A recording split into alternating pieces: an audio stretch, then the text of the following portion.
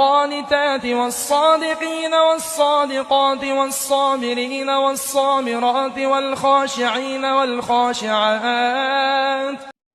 அஸ்ஸலாமு அலைக்கும் வரஹ்மத்துல்லாஹி வபரகாத்துஹு. அளவற்ற அருளாளன் நிகரற்ற அன்புடையவனுமாகிய அல்லாஹ்வின் திருப்பெயரால் ஆரம்பம் செய்கிறது. தொழுகையாகிறது ஈமானுக்கும் இறை மறுப்பிற்கும் ஒரு திரையாக உள்ளது. ஒருவர் முஸ்லிம் என தன்னை அடையாளப்படுத்தி கொள்ளும் மிக பெரும் ஆயுதமாக இருக்கிறது. அதாவது நம்ம முஸ்லீம், அடுத்தவங்க வேற மதத்தினராக இருக்கிறாங்கன்னு சொன்னா அவங்களுக்கு நமக்கு இடையில இருக்கிறது இந்த திரை. அதை நம்ம தாண்டி முடியாது. அதுக்குள்ள இருந்து நம்ம தொழுகையை பேரினால்தான் வெற்றி பெற முடியும். இறைவன் தொழுகையை வலியுறுத்தியது போல் வேற எதையுமே வலியுறுத்தியது இல்லை.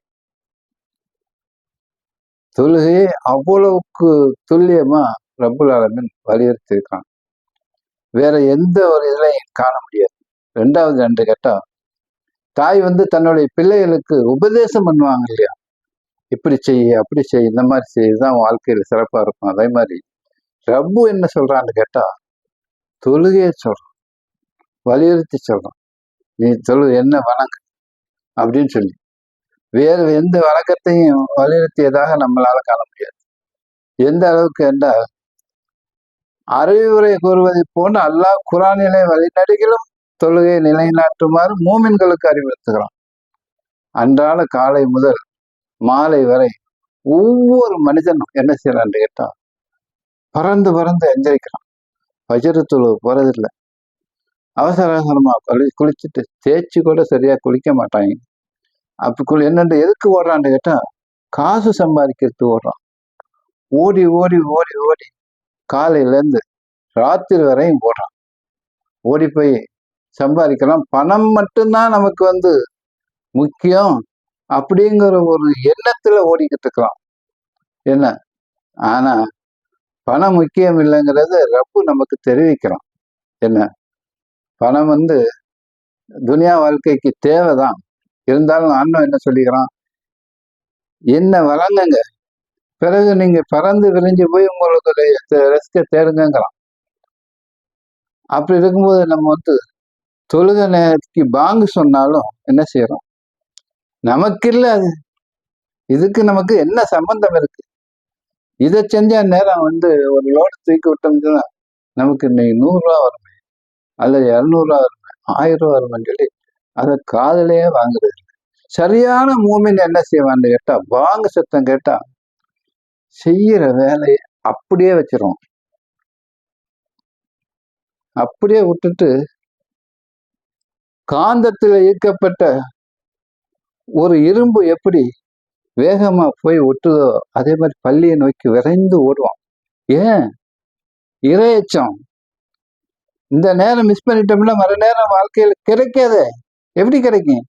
இந்த ஒரு நிமிஷத்தை மிஸ் பண்ணா இந்த நிமிஷமும் இந்த நேரமும் இந்த நாளும் இந்த மணியும் இனி வாழ்க்கையில எப்பவுமே கிடைக்காது.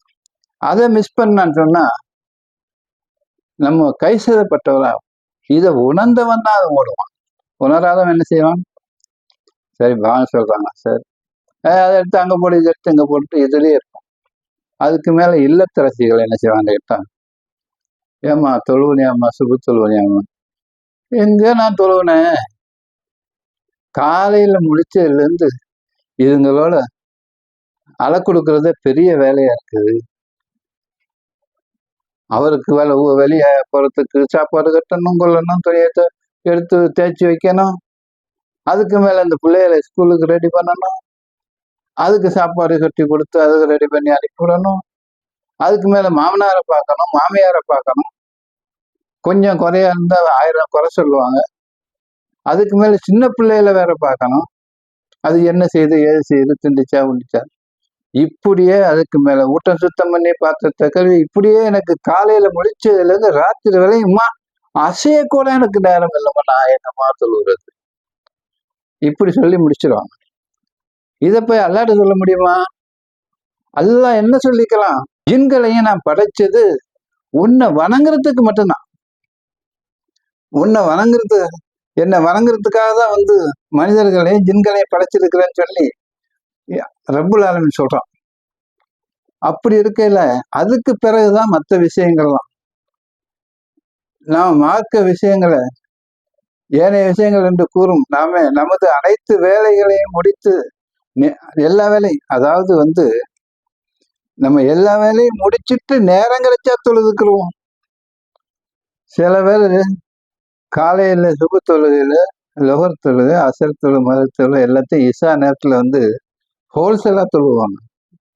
இது வியாபாரமா இது? ஹோல்சேலா நீங்க தொழுகிறதுக்கு அந்த நேரம் தவறாம தொழுகிற தொழுகை மட்டும்தான் தொழுகை. நீங்க வந்து பஜர் தொழுகை ராத்திரி மத்தியானம் வந்து 1:30 மணிக்கு லோகரோட தொழுதுனாலும் பிரயோஜனம் கிடையாது. ஒரே ஒரு தடவை ரசூல்லா அந்த மாதிரி தொழுகிறாங்க வாழ்க்கையில. என்னன்னு கேட்டா, போருக்கு போயிட்டு வந்து அசந்து தூங்கிட்டாங்க, எல்லாருமே தூங்கிட்டாங்க வெயில் அடிக்கிற வரை.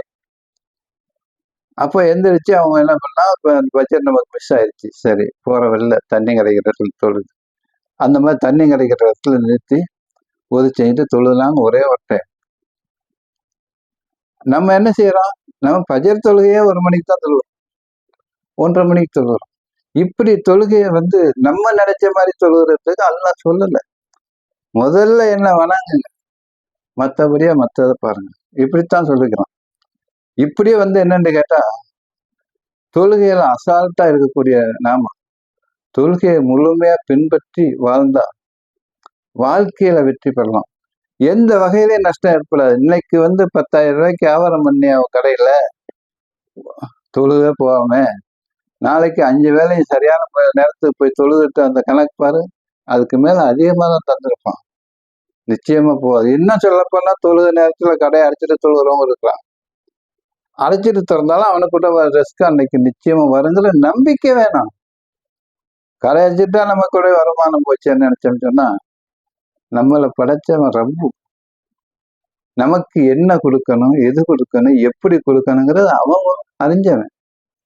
அவனை வணங்குறதுக்காக 10 நிமிஷம் கடை அடைக்கிறதுனால இவனுடைய தொழில் வந்து பாதிச்சிடாது.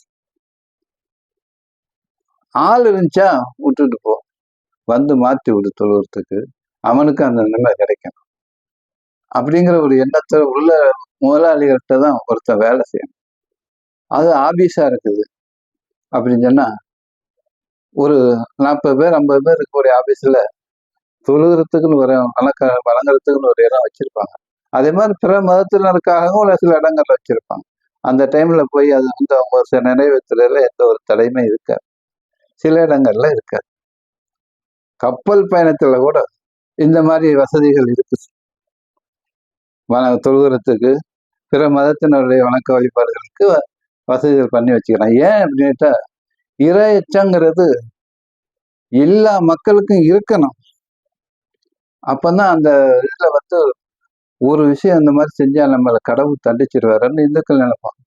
நம்ம ஒரு விஷயங்களை இப்படி செஞ்சா அல்லாஹ் நம்மளை தண்டிச்சிருவானே, நம்ம செய்யக்கூடிய செயல் வந்து அல்லாஹ் பார்த்துக்கிட்டு இருக்கிறானே, நம்ம 2 பேரும் இருக்கிறோம், 3வது அவன் இருக்கிறானுங்கிற எண்ணம் நமக்கு இருக்குது. ஆனா மற்ற மதத்தினருக்கு அது கிடையாது. இருந்தாலும் இறையச்சம்னு அவங்களுக்கும் இருக்குது. நம்ம இஸ்லாமிய வழியை பின்பற்றக்கூடிய நம்ம என்ன செய்யணும், ஐவேளை தொழுகையை நேரம் தவறாம தொழக்கூடிய நன்மக்களா நம்ம இருந்து அந்த தொழுகையை முழுமையான முறையில நிறைவேற்றி இறையில சைத்தானுடைய ஊசலாட்டம் இல்லாத அளவுக்கு அந்த தொழுகையை தொழுவோம். என்னைக்கு அல்லாஹ் அக்பர்னு தக்பீர் கட்டிட்டோமோ எல்லா விஷயங்களும் பின்னாடி போயிடுச்சு, ரப்பு மட்டும் முன்னாடி இருக்கலாம். இந்த சிந்தனை மனிதனுக்கு தொழுகையில இருந்துச்சுன்னு சொன்னா தொழுகையில மறதி இருக்கிறாரு. எத்தனை ரக்காத்து தொழுதம்ங்கிற எண்ணம் இருக்காது. கரெக்டா அவன் தொழுதுட்டு எழுந்திருப்பான். இல்லைன்னு சொன்னா ஒரு தொழுகையில மிஸ்டேக் பண்ணிடுவாங்க. அப்ப இடையில முடிச்சுட்டு தவ்வா பண்ணுவாங்க. இந்த மாதிரி சூழல் ஏற்படாம தொழுகையை முழுமையா நிறைவேற்றி ரப்புடைய அன்பையும் கருணையும் பெறக்கூடிய நன்மக்களாக உங்களையும் என்னையும் வல்ல ரஹ்மான் ஆக்கி அருள்வான் என்று கூறி இந்த உரையை நிறைவு செய்கிற வாகிருந்தவனாக அஸ்ஸலாமு அலைக்கும் வரஹ்மத்துல்லாஹி வபரகாத்துஹு.